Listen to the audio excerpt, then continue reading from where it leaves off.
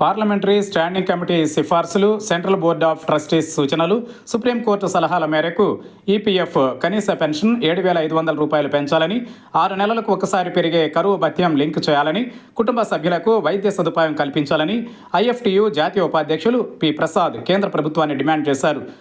EPF pension పెంపుదల చేయాలని కోరుతూ ఏలూరు కలెక్టర్ కార్యాలయం దగ్గర ఐఎఫ్టీయూ అనుబంధ ఏపీ ప్రగతిశీల ఈపీఎఫ్ పెన్షనర్ల సంక్షేమ సంఘం ఆధ్వర్యంలో జరిగిన ధర్నాకు ఆయన ముఖ్య వక్తగా పాల్గొన్నారు.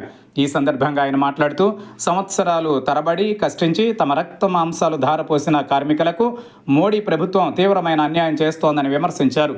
లక్షలాది రూపాయలు ఈపీఎఫ్ డిపార్ట్మెంట్కి మూలనిధిగా కార్మికుల శ్రమ ద్వారా వచ్చాయని, వాటిపై వడ్డీ మొత్తాన్ని పెన్షన్గా చెల్లించినా ఒక్కొక్కరికి 7,500 రూపాయలు చెల్లించవచ్చునని నివేదికలు చెబుతున్నాయని అన్నారు. 2014లో కనీస పెన్షన్ 1,000 రూపాయలు చేశారని, ఆనాటి నుండి ఈనాటి వరకు ధరలు ఎన్ని రెట్లు పెరిగాయో ఈ ప్రభుత్వానికి తెలియదా అని ఆయన ప్రశ్నించారు.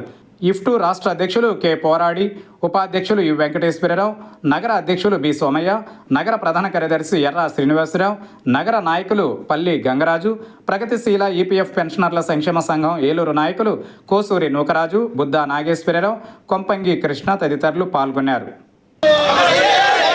స్టాండింగ్ కమిటీ నిర్ణయాలను పెన్షన్ కార్మికుల ఐక్యత రూపాయలు కనీస పెన్షన్ 7,500 రూపాయలు కల్పించాలి. సౌకర్యం పెన్షన్దారులకు వైద్య సౌకర్యం, పెన్షన్దారులకు వైద్య సౌకర్యం.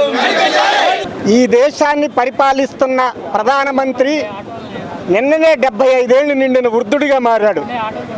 కానీ ఈ దేశంలో 80 లక్షల మంది వృద్ధులు అనుభవిస్తున్నటువంటి పెన్షన్ సౌకర్యాల మీద మోడీ ప్రభుత్వం ఇలా దాడికి దిగింది. ఒకప్పుడు కార్మికులు తమ జీవిత కాలమంతా కూడా పెట్టుబడిదారులతో తమ జీతభత్యాల కోసం, తమ శ్రమ ఫలితం కోసం పోరాడితే ఇవాళ రిటైర్ అయిన తర్వాత పెన్షనర్లుగా ప్రభుత్వం మీద యుద్ధం చేయాల్సిన పరిస్థితులు ఏర్పడ్డాయి. ముసలి వాళ్ళ మీద యుద్ధం చేస్తున్న ఈ ప్రభుత్వం, అధర్మమైన ఈ ప్రభుత్వం నిలబడదు. పార్లమెంటరీ స్టాండింగ్ కమిటీ పెన్షన్కి సంబంధించిన ఈపీఎస్ బెనిఫిట్దారులకి 3 ప్రతిపాదనలు చేసింది, 3 సిఫారసులు.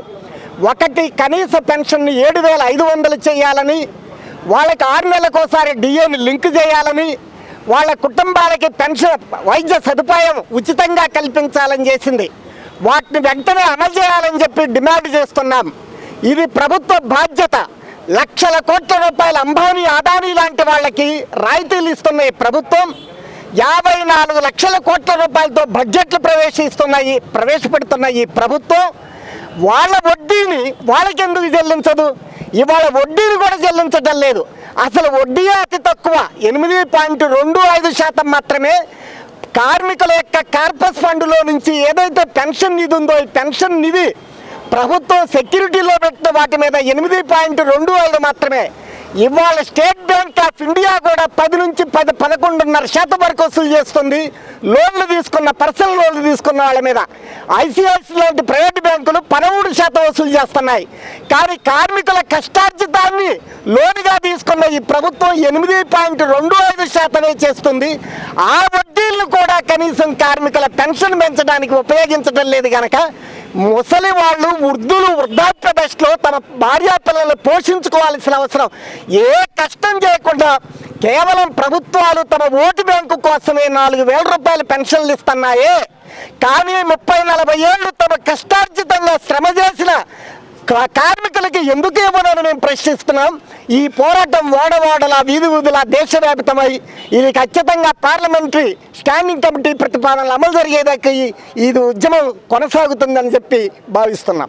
సంవత్సరాల తరబడి ఈపీఎఫ్ఓకి చందాదారులుగా ఉన్నటువంటి పెన్షన్దారుల మీద ఈ ప్రభుత్వం యుద్ధం ప్రకటించడం చాలా దుర్మార్గమైన విషయం.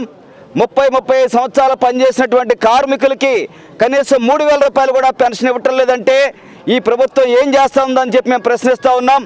అందువల్ల ఇప్పటికైనా సరే పార్లమెంటరీ స్టాండింగ్ కమిటీ చేసినటువంటి సిఫారసులు కానీ, లేదా పిఎఫ్ ట్రస్టీ బోర్డు ఏదైతే ఉందో ఆ బోర్డు చేసిన సిఫారసులు కానీ, సుప్రీంకోర్టు సూచనలు కానీ దృష్టిలో పెట్టుకొని పెన్షన్దారులందరూ కూడా కనీస పెన్షన్ 7,500 రూపాయలు ఇవ్వాలని, డిఏ లింక్ చేయాలని, వైద్య సదుపాయం కల్పించాలని డిమాండ్ చేస్తూ ఉన్నాం.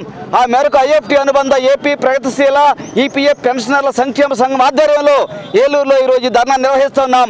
భవిష్యత్తులో ఈ ఉద్యమాన్ని మరింత తీవ్రతరం చేయకముందే ప్రభుత్వం ఆలోచించి పెన్షన్దారులు పెన్షన్ పెంచాలని, ఈ రాష్ట్ర ప్రభుత్వం, కూటమి ప్రభుత్వం, చంద్రబాబు నాయుడు గారు, పవన్ కళ్యాణ్ గారు కూడా కేంద్ర ప్రభుత్వం ఒత్తిడి తెచ్చి పెన్షన్లు పెంచే విధంగా చర్యలు తీసుకోవాలని డిమాండ్ చేస్తూ ఉన్నాం.